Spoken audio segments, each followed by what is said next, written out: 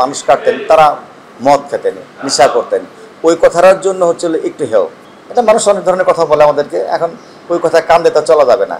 আমি যদি মদ খেয়ে কাজ করি তাহলে আমার কাজ করবে কে? আমার চাকরি হচ্ছে 1992 সালে 23 জুন।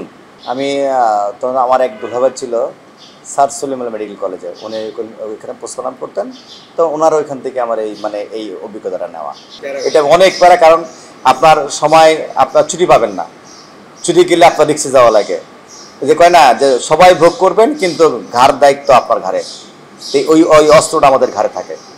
ওই তখন আমরা বাড়ি যেতেও পারি না, ওই যাই আমরা রাতে, সকালে এসে কাজ করতে হয়। কারণ যেমন বৃহস্পতিবার চলে গেলে শুক্রবার নামাজের পর ডাক্তাররা আসে, তখন আমরা ওই টাইমটা একটু কভার করতে পারি, কারণ ফ্যামিলির দেশে বাড়ি থাকে আমার একটু বাড়ি যে আসা যাওয়া করতে হয়, এটাই আর কি। কারণ এখানে আপনার কোনো শিওর নাই যে এখন বডি আসবে 2 ঘন্টা পরেও আসতে পারে, এখন নাও আসতে পারে, কারণ এখানে থানা একটু বেশি, তো যার কারণে যে কোনো সময় বডি আসতে পারে আমাদের। এটাই এখানে আমরা প্রথম কাজ করি তুরাগ থানার আর পল্লবী থানা, এই 2 থানার সেই 17 সালের প্রথম এখানে আমরা উদ্বোধনের আগে এই কাজটা আমরা প্রথম করি, ছাদ থেকে পড়ে যাওয়া।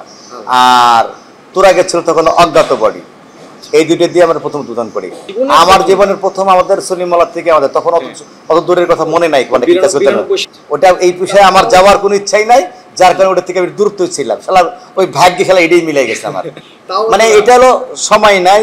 ওই যে একটা কথা আছে কি, পচা দুর্গন্ধ ব্যাপারটা নিয়ে মানুষ সবাই একটু আতঙ্ক থাকে, যার কারণে আমরা ওই আতঙ্কটা দূরে রাখছিলাম। যার কারণে পরে পর্যায়ক্রমে যদি নসিবে থাকে আপনি আসবে, আমার আপনি আসে চলে আসছে। এটা আসলে আমাদের একটা সম্পদের একটা কাজ। এই যে আমাদের একটা ডোম সম্প্রদায়, একটা সম্প্রদায় আছে, এই সম্প্রদায়ের কাজটাই কিন্তু এই কাজ করার। আমাদের কাছ থেকে আদার্স লোকেরা শিখে, ওদের কাছ থেকে কিন্তু আমরা কখনো শিখতে যাইনি। কেন জানি, আমরা তো এর সাথে সম্পৃক্ত। আমার যেমন আমরা করতো না, আমার মামারা করতো, আমার চাচারা করতো, বা আমার বোনের যারা সম্পর্কে আমরা ভাই বোন বিয়ে দিয়েছে তার আত্মীয় স্বজন সবাই ঢাকাতে যারা আছে আমাদের কলিগরাই এরাই করে।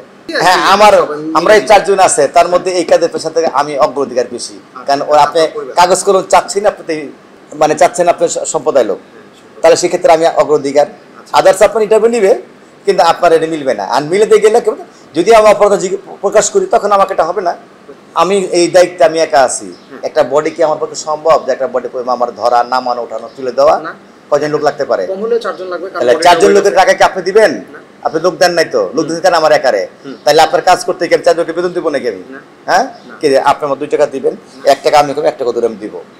এটা নিয়েই তো আপনারা আমাদেরকে আরো ঘোলা করেন। টাকা চাইছে, পট করে ক্যামেরাটা আবার নিয়ে এসে হাজির, হেরি টাকা চাইছে।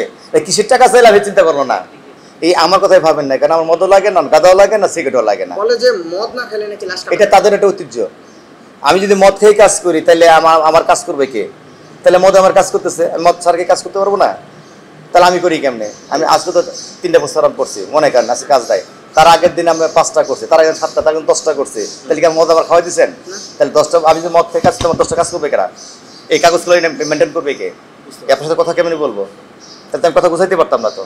তাহলে আমি বলতাম যে আমি মদ খেয়ে বেড়া, তাহলে কথা বলবো না, এটা হবে না? না না, বেতন দেবো কোথেকে? আমি কাজ হলে 2 টাকা আমি পাইলে আমি আপনার 1 টাকা দেবো, তারা ওইভাবে তারা চলে।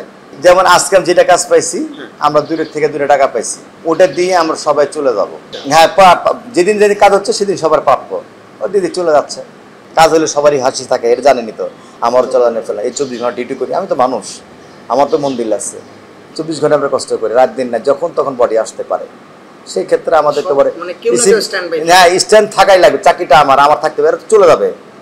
আমি 24 ঘন্টায় আমি আছি। আমার রাতের 2টার সময় ফোন দেবেন, দেখবেন কথা বলছি, রাত 8টার সময় ফোনে দেখবেন যে সে আমি একই কথা বলতেছি। কিছু কিছু সম্প্রদায় আছে, মানে এরা কিছু লোক আছে, এরা একটু ইনসার্ট করে, যারা বর্তমান প্রজন্ম যারা, তারা ভালো এটা বোঝে। এটা কিছু কিছু ক্ষেত্রে কুসংস্কার, যারা মানুষ কাটতেন তারা মদ খেতেন, নেশা করতেন, ওই কথাটার জন্য হচ্ছিল একটু হেও। আমি একদিন মদ খেয়ে আমার লাশ কাটতে হয় নাই।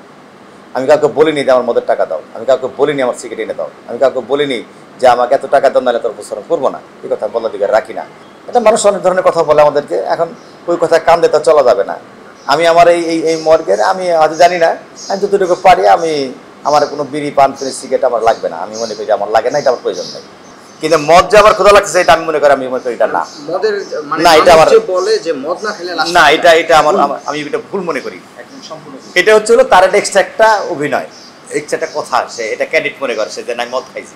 আসলে না, মদ খান আপনি, না তো করেন, আপনি ঘরে খান, আপনাকে প্রকাশ করতে হবে কেন? ফোকাস করলে কি আপনি বীর বাহাদুর হয়ে গেলেন নাকি? আমি মনে করি আপনারা আরও ওয়েট লস হওয়া, এটা দরকার নাই তো। আমি তো আর সিগারেটও খাই না, তাহলে আমার এই কথা বলার কোনো যুক্তি আছে? তাহলে